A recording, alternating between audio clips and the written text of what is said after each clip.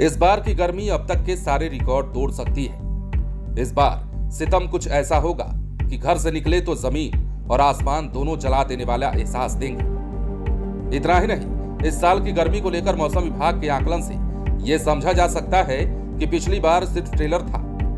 यही कारण है कि मार्च के महीने में ही गर्मी को लेकर सरकार तक अलर्ट मोड पर आ गई है और मौसम विभाग ने चेतावनी जारी कर दिया है।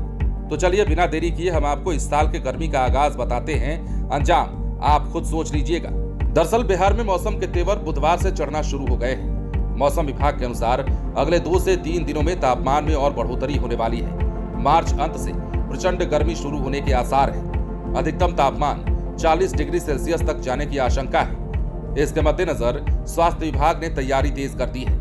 राज्य के सभी अस्पतालों को अलर्ट करते हुए हीट वेव के शिकार मरीजों के लिए 5-5 बेड आरक्षित करने को कह दिया है। उधर भीषण गर्मी की आशंका को देखते हुए किसानों की चिंता बढ़ने लगी है। रबी फसलों और फलों का उत्पादन प्रभावित होने की आशंका है। कृषि और उद्यान वैज्ञानिकों का मानना है कि पहले गर्मी शुरू होने से 15% तक उत्पादन प्रभावित होगा। मौसम विभाग के अनुसार 31 मार्च तक दक्षिण पूर्व बिहार और उत्तर पूर्व बिहार को छोड़कर शेष जगहों पर अधिकतम तापमान 40 डिग्री तक पहुंच जाएगा। राज्य के दक्षिण पश्चिमी भाग में इसका विशेष असर दिखेगा।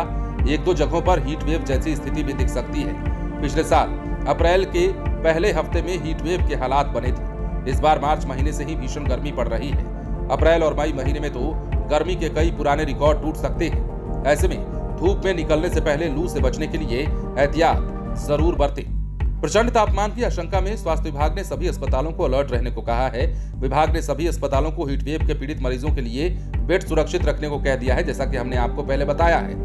राज्य स्वास्थ्य समिति के कार्यपालक निदेशक सुहर्ष भगत ने सभी मेडिकल कॉलेज अस्पताल के निदेशक, प्राचार्य और अधीक्षकों तथा सभी जिलों के सिविल सर्जन और जिला एपिडेमियोलॉजिस्ट को इस संबंध में विस्तृत दिशा निर्देश जारी कर दिया है।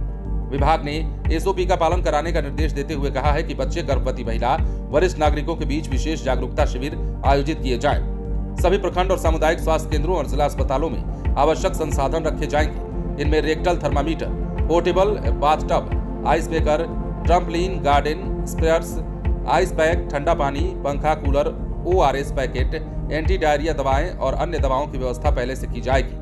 वहीं जिला और प्रखंड स्तर पर गठित रैपिड रिस्पांस टीम को हीट वेव प्रबंधन के लिए सक्रिय रहने का निर्देश दे दिया गया है। समिति द्वारा जारी निर्देश के अनुसार सभी अस्पतालों में ORS कॉर्नर बनेगा।